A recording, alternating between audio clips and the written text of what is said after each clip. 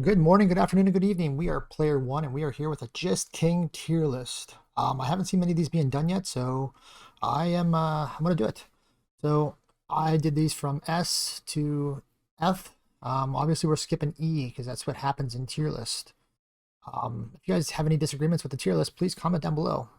The first person I'm going to talk about is the Paladin. I have him as an S tier um, unit. Paladins are amazing. They have heals, they have basic damage, right? But they have the Holy Wrath, and that scales with damage and healing.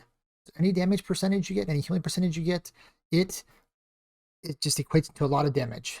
You put haste on that, I mean, realistically, you can get his Divine Smite down to 8 seconds and doing 50 damage. That's amazing. That's great for clearing out mobs. It's great for clearing out a pack of people coming towards you. You put him in the back, just have him face some people, drop it, boom, turn it around. It's just amazing. The next one we're going to talk about is this little guy called the Imp. This is another S class. This guy is amazing. His burn is just insane intense. And the fact that he stacks a debuff every so many seconds. Realistically, with this guy, I get his haste down as much as possible. I put his haste on him as much as possible, and I get his attack down as low as possible, and then I put some heavy damage, not percentage damage, damage on him.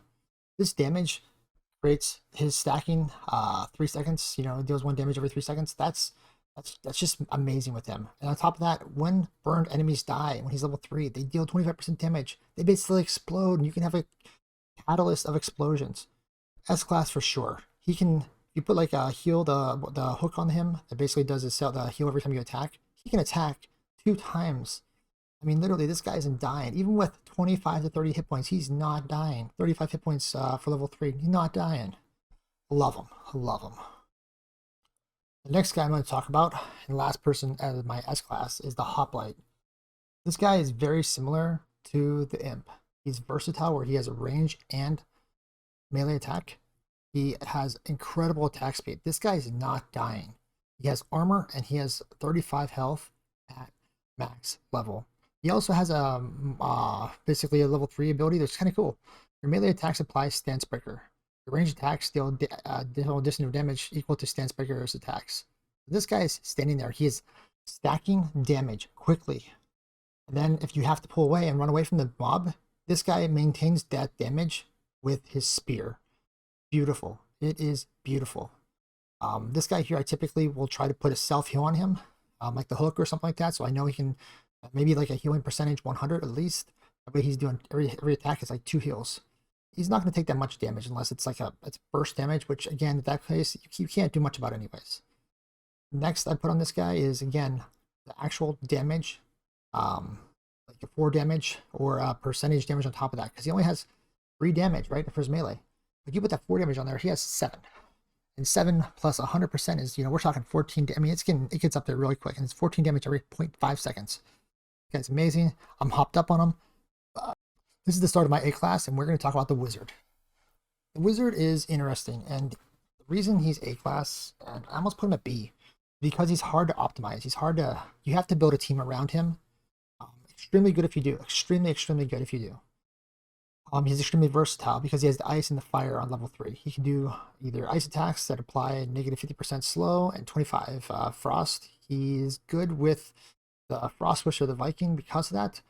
Explosions radius for the fire increases by 1 and apply burn for 6 seconds. That's also good. He has some things at the Imp. Unfortunately, his attack speed is slow. It's at 3. So you have to work on that. You have to bring that down. And even though it's an AoE, it's still not optimal. I feel like this guy has a lot of potential, but I think they need to tweak him to make him an S class character. He needs something else. But I have the Bard as an A class also. Everybody hates the Bard, but in this game, I don't think that's the case. His magic notes fly out so fast. He gives everybody haste. He slows down the enemies. He heals. He deals damage. This guy does everything. Again, I'm a big fan of versatility. This guy has it. He has it. I have used him on runs just as a healer, and I will prove it in one of my future episodes. I will use him as a healer to beat one of the bosses, maybe even the tier 2 boss. Tier 3, I'm still kind of shitty at it, but this guy, no joke. You give him a little bit of damage. I mean, this guy's damage can scale, his healing can scale. I don't have to rely on the computer to heal. I can choose who I want to heal thanks to his note being on the ground. And that right there, that ability alone and direct enemies into his damage, that's why he's A tier. Next guy on my list is the captain. This guy is, you guys are probably like, what is he doing up there? There's other characters better than him. And honestly, I would tend to agree. Um, there's other characters that I have lower than him, like the Berserker, that easily could outperform this guy. They could do it, right? The thing is, with this guy right here, he has something that they don't have, and especially at level 3. And those buffs and the heals he has, amazing. This guy just does everything. He links well with another tough character. He can tank. He has armor, right? He increases the party's damage significantly, 50, 75, 100%. Remember what I said before? This this guy here, he can support, and he's a great supporter. Typically, when I run my team, I put 1 tank in there, 2 DPS, and some kind of support. This guy here is somebody that can link up with another strategist and provide you those heals, help out, and quite frankly, give you a buffer at level 3. Some of those ghostly troops, at the end of the wave, they bring back all the dead. Think about that. I mean, that's 5 extra people. You literally can use this guy, sit back, and just DPS. You might not even need a healer or dedicated tank, at least on the first couple tiers. Start off my B tier. We're going to talk about the priest. Sorry, not the priest, the cleric. Jeez. This guy here, I think he's great. I really do. I like his I like that he's heavenly and hastily. I like his heals. I think those are strong. He has extremely strong healing. His radiance is horrible. His level 3 resurrection gives you a chance to mess up, but I think if you mess up and you really need that, you're kind of not synergized as it is. Holy whack. Whacks an enemy for 2 damage and stuns for 1 second. If you put haste on him like I typically do with my healers, I try to get his heal down to between 1 and 2 seconds. Maybe like 2.3 at the lowest, at the highest I should say. That's going to be around the same thing, and he's going to be able to help out with that. But a stun for 1 second on one enemy with a cooldown like that isn't going to make or break your run. Next is the Berserker. People love this guy. They absolutely love him, and I love him too. But it's a team game, and when your person wanders off like he's like Billy Bob on the football team, just wandering down the field like he's lost, that doesn't say much for your for your team. Like if you're relying on this guy, it's DPS, that's what he is, a DPS. That's great, but if you're using him as a partial tank or a partial like a blocker, like I would use like maybe the Night As or even one of the deep characters like the Sharkmancer or the Deep Cultist. Yeah, this guy's not that person. In the early game, I think this guy is great. If I was just to say, okay, in the first boss level, he'd be one of the best characters, if not the best character, because this guy can pretty much solo that boss himself. As long as you put him on, give him the hook, give him some haste, he will heal himself, he will survive himself, he will do whatever he needs to do himself. That's great, but again, he's not protecting the king when he's doing that. And if I need somebody to block an attack, if I need to turn my characters around, he's not the guy I want to go for. The last person in B tier I have is the Ranger. Everybody's probably surprised about this one too. Like the Ranger, what the Ranger? I bring the Ranger up here because of the summon wolf ability and the wolf spawn with barkskin. That has saved my bacon more times than I can explain. The thing is also the wolves scale with party percentage items, right? So if you have the king buff on there, or the king, the crown, or one of those other, uh, typically you get these kind of like earlier in the game, like the banner, or again, I don't have list items in front of me, but my point is with those, this can scale remarkably fast. And these things can become little tanks that literally can divide and conquer the board. They come back fairly quickly, 12 seconds, but you're never going to have them come back at 12 seconds unless it's early game. Because guess what? You're going to have haste on her. The last person I have in the tier B list is the Sharkmancer. Put the Sharkmancer here for the simple fact that it's the same as the Ranger, except maybe a little bit better. He self-heals. Literally can pull a mob to you. It causes bleed. He offsets that with a little bit of health. He has 44 health, but it's not. I mean, at level 3, but uh, that's not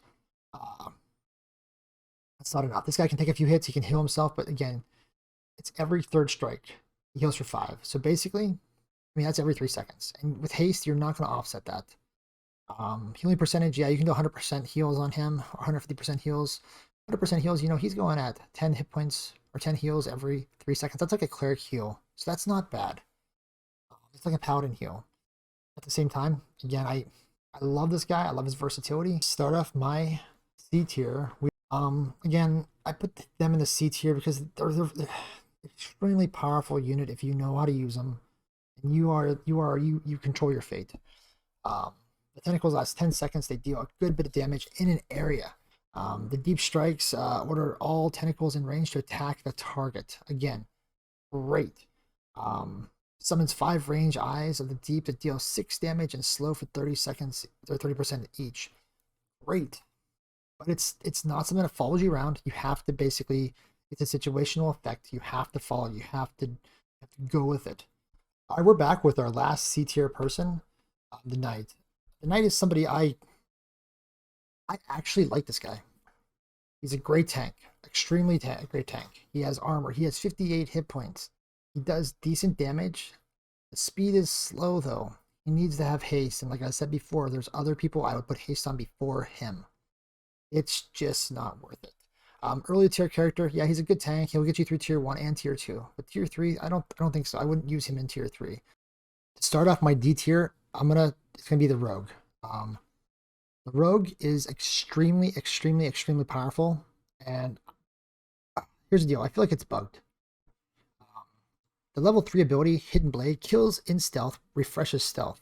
That means she comes out of stealth, and she shouldn't. That right there is that's horrible. She needs to remain in stealth. If she kills, I mean, like there should be no popping out. The developers need to fix this. If they do, she would be an A-class unit, hands down. Next in the list is the Archer. This guy, yeah, he does long-range damage. He shoots 3 arrows in rapid succession. That's great, but then he stands there for what seems like forever, doing nothing. The barrage, it never hits. I mean, he'll shoot that thing, and again, 30-second cooldown. He'll shoot it. If it hits, great. It might be good for a stationary boss. It might be good for if somebody just wants to stand in the arrows and wants to feel them raining down on their skin. It just piercing their flesh. Otherwise, this guy is horrible. Like, absolutely horrible. The Frost Witch. Now, I don't think she's horrible. I think she's just plain bad. The stuff that goes good with her is she synergizes, and she can synergize with either the wizard or the Viking very well. However, with her low health, her blizzard invokes a freezing storm. That's great. It's literally, it takes 7 seconds. Her first attack is 7 seconds, and if they are not in that circle, well, and you have to wait 7 more seconds. It's horrible, like absolutely horrible. Her signature frost arrow, like let's lose a devastating arrow that pierces enemies doing tail damage and applying, you know, it deals 2 times damage. That's okay, but it's 20 seconds, so you're standing there forever, like literally getting the crap and the snot beat out of you. Well, this person is just hanging out. So if you guys like these kind of videos with tier lists and they are actually helpful, let me know if you disagree, because we can always edit this. So anyways, have a great afternoon, have a great evening, and have a wonderful morning. Cheers, guys.